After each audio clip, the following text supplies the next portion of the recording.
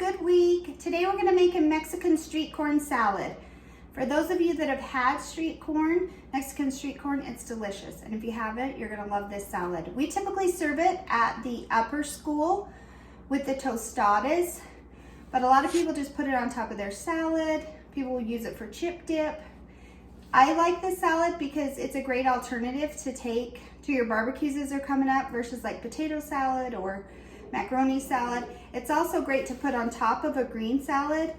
And then when you get there, you can just toss it all in. The corn in there just makes a really nice crunch. It's super simple to make. We don't have access to corn on the cob year round, so when we make this, we typically do frozen corn. But there are some tips I'm gonna give you about roasting frozen corn, because unfortunately we can't throw the kernels on the barbecue. If you take it and you just put it in your oven and roast it, it tends to get a little chewy, and I don't like that texture. So the best way that I found to do it is to blanch it first. You're just gonna get a pan of water boiling, throw it in there, 30 seconds, a minute tops. You don't really need to cook it. It just kind of takes that fiber off the edge of it, softens it a little bit, and then you'll take it out, drain it. Don't put any oil or anything on it. Pat it dry with a paper towel and then stick it on a sheet tray and put it in your oven.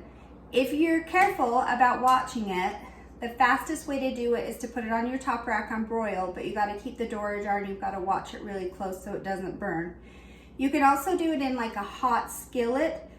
Cast iron works the best, but it'll start popping pretty fast, so it's not the safest, so I recommend doing it in the oven. So I've already done that step just to make it easier. So I threw this in some water and I blanched it, and then I put it under the broiler, and you can see it's got those nice little roasted black edges, that char. It gives it that same taste that you'd get if you threw the corn on the cob on the barbecue where it's traditionally done. This has really simple ingredients, so we're gonna get started. The recipe calls for jalapenos, and they were out, so I have one that's kind of sad that was in my crisper, and then I grabbed a serrano.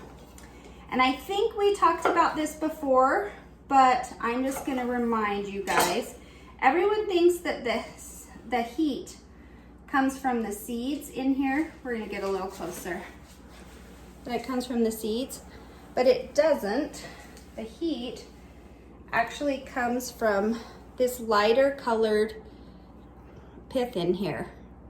So if you want more heat, you're gonna leave that in there and chop it up with your jalapeno. And if you want it not as hot, you're gonna go ahead and clean all that out. I typically like it a little spicy, so I usually leave it in.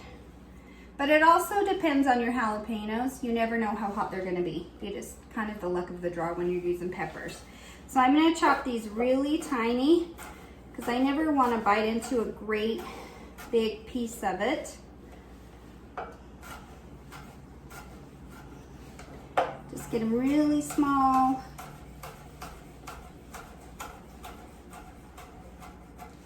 Okay, those are done. I'm gonna go ahead and just throw them right in my bowl. I'm gonna chop up a little bit of my serrano as well, because I do like the flavor. I don't, however, like the seeds, so we're gonna clean those out. Not a fun texture. This one's pretty tiny already, so we're just gonna chop it up. So it's really simple. Okay, so we've got all of our peppers in there.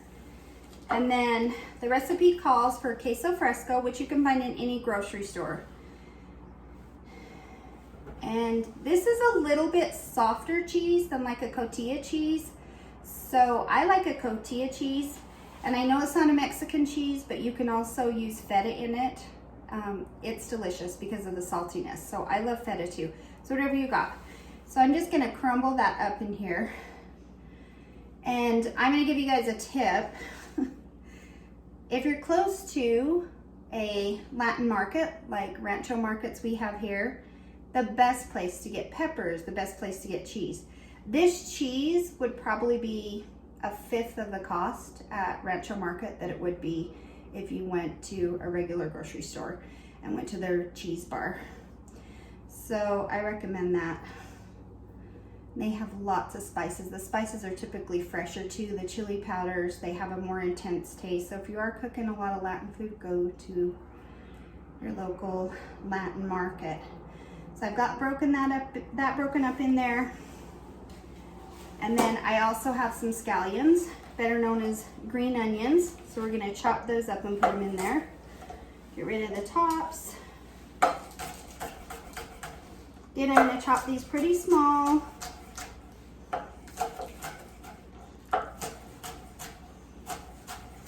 So street corn, typically you'll find it at fairs or festivals outside. There'll usually be somebody making it. I know that's the last time I had it somewhere. Okay, I've got a couple scallions, so I'll put those in there. And they just slather some mayonnaise on it, and they'll give you a lime wedge. They'll put the chili powder on it and the cheese. We're gonna mix everything in. So this has mayonnaise and it has lime juice and chili powder, but you could easily still make a really yummy salad with just the lime juice, and you could add a little olive oil to it if you want to make it vegan. I'm gonna go ahead and just put my mayonnaise in there. It doesn't take a lot to coat it. Again, at the end, I'll give you guys all of the exact ingredients, but obviously if you want more peppers or more chili powder, you can make it to taste. Go ahead and move my bowl up here.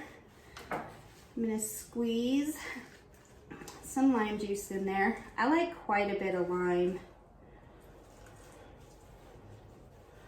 So I'm gonna use a whole lime.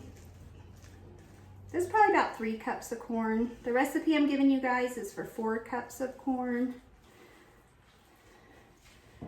So I've got some chili powder. We're gonna sprinkle that in there.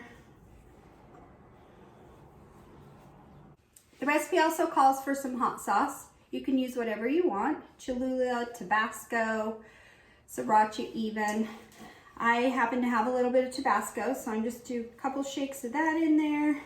Again, all this is to taste. And then we're gonna give it a toss.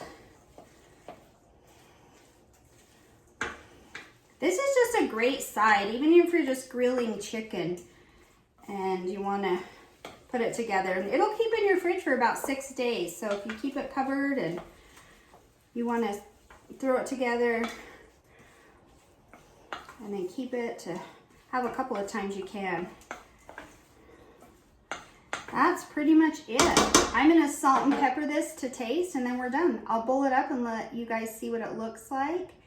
And I am going to the parade for the seniors on Saturday, so hopefully I see a bunch of you there. I know some of my staff is going as well. So otherwise, you guys have a great weekend, and I'll talk to you soon. Bye.